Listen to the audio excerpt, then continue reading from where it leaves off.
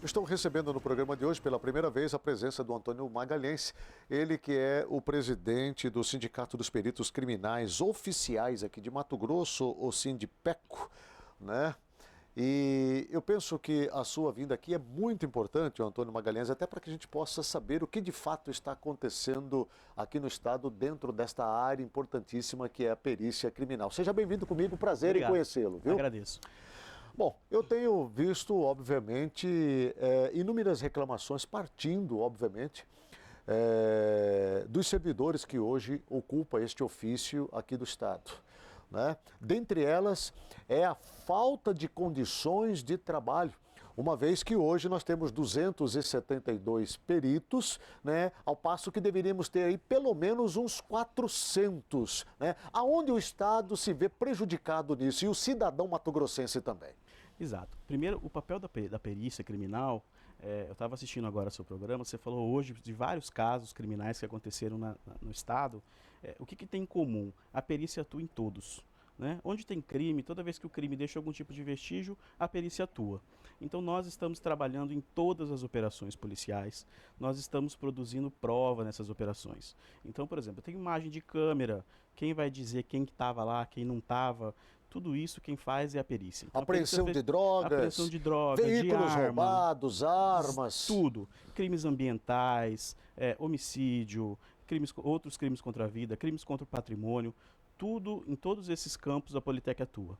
Então a gente tem um estado grande, né, territorialmente, nós temos dificuldade de nos distribuir nessas áreas. Nós né? temos 141 municípios, nós temos hoje quantas cidades com a presença desses peritos criminais? Cerca de 16 cidades. Só 16 cidades, Isso. Antônio Magalhães? E como é que fica esse trânsito, esse deslocamento, essa logística para poder atender às múltiplas situações que acontecem? Hoje o perito se desloca com viatura do estado, né? Vamos supor, por exemplo, a gente tem polos como, por exemplo, em Tangará da Serra, que atendem desde Diamantino até Sapezal, Brasnorte. Então, por exemplo, se tem um homicídio agora em Brasnorte, o delegado vai acionar a perícia, o perito de Tangará da Serra vai entrar na viatura e vai dirigir até lá. O tempo desse atendimento não pode prejudicar nessas investigações, nessas perícias? Com certeza. Os vestígios, eles vão mudando com o tempo, né? Então, se a gente não atende rápido, às vezes uma munição de arma de fogo que ficou no chão, ou algum vestígio que tinha ali, se chove, por exemplo, né? A gente tem, quanto maior o tempo, menos vestígios eu tenho e menos condições o perito vai ter de afirmar com certeza o que aconteceu ou não. Bom, eu não tenho dúvida, nós já falamos aqui várias vezes que nós temos um dos melhores... o corpo de peritos criminais do estado de Mato Grosso é tido como um dos melhores do Brasil, graças a Deus, né? E nós nos orgulhamos de falar sobre isso daí. Eu tenho acompanhado muito o trabalho da nossa perícia técnica criminal. Agora, Antônio Magalhães, a questão estrutural. Eu já estive, por exemplo, lá na Politec e confesso que saí de lá bastante preocupado com o que eu vi, né? E que eu ouvi também por parte dos servidores lotados ali. Falta de estrutura, falta de condições, um laboratório que não está devidamente adequado para poder atender todas as necessidades, falta ferramentas de trabalho, até mesmo viaturas especiais para atender determinadas situações. Como é que consegue ainda ter um resultado com êxito, eficácia nesses exames? O êxito e a qualidade do trabalho, ela está diretamente ligada ao perito, né? É o perito se desdobrando, é o perito dando o máximo de si sempre para poder fazer o melhor trabalho que ele pode com aquilo que ele recebe, né? Muitas vezes bancando do próprio bolso alguma coisa que faltou ali é essencial para a conclusão daquele trabalho, né? Falta de estrutura a gente tem cronicamente, né? Faz muito tempo que a gente vem denunciando, vem cobrando a falta de estrutura. Algumas coisas eventualmente se resolve, aparecem em outros lugares. Então, sim, a gente tem uma estrutura aqui em Cuiabá, que é uma estrutura que tem várias deficiências, e no interior do estado é pior. Pior ainda, exemplo é de Rondonópolis, né, que nós conhecemos também lá. Agora, o Antônio Magalhães, uma das preocupações, e aí eu queria muito que você explicasse por que Mato Grosso ainda trata essa questão da Politec, dos peritos criminais ligados, vinculados à Polícia Civil, uma vez que em 9 estados dos 26, mais o Distrito federal, 9 estados já estão totalmente separados, não tem vínculo. O que pode aí, de certa forma, quando eu digo estar vinculado à Polícia Civil, até ver o produto, o trabalho prejudicado aí, por não ter isenção. Na verdade, aqui no estado nós já estamos separados, né? Aqui no estado de Mato Grosso, nós fomos um dos estados pioneiros onde se fez essa divisão, né? Desde 2005, constitucionalmente, nós somos autônomos, né? A perícia aqui no estado de Mato Grosso, tanto a perícia criminal como a medicina legal, ela está desvinculada da polícia, seguindo uma recomendação internacional de garantia de autonomia, etc. e tal. Outros 9 estados, 8 estados, né, mais o Mato Grosso, também já estão desvinculados. Outros estados ainda estão vinculados à Polícia Civil. Então, o que acontece? Qual que é a nossa questão em relação a isso? Por conta dessa autonomia e a falta de previsão legal da legislação federal, né, da nossa Constituição, quando o Estado se desvinculou a perícia da polícia, perdão, nós perdemos algumas garantias, né? Nós tínhamos uma lei, por exemplo, estadual, que nos concedia o porte de arma. Olha, o perito, ele está em local de crime.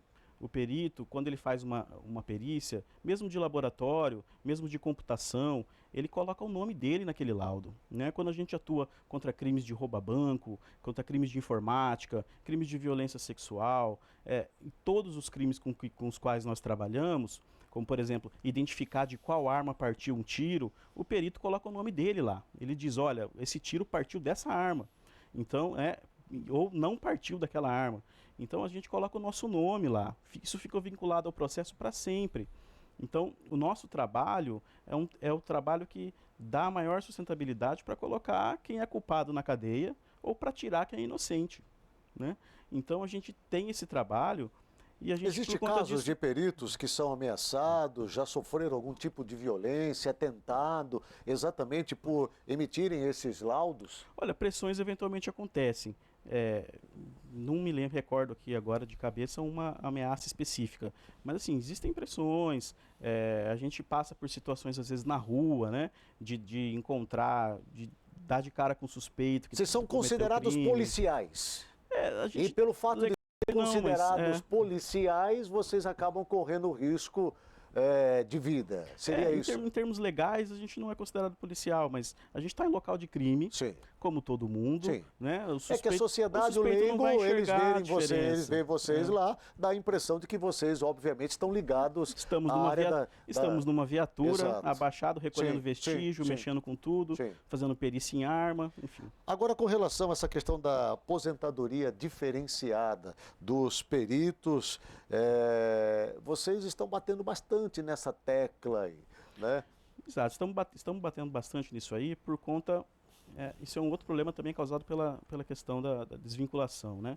Embora os policiais civis também estejam bastante prejudicados, né, de uma forma que a gente considera muito ruim, né, na Previdência, que esteja sendo tratado de forma totalmente diferenciada, né? E a perícia criminal aqui no estado de Mato Grosso ainda está pior, né?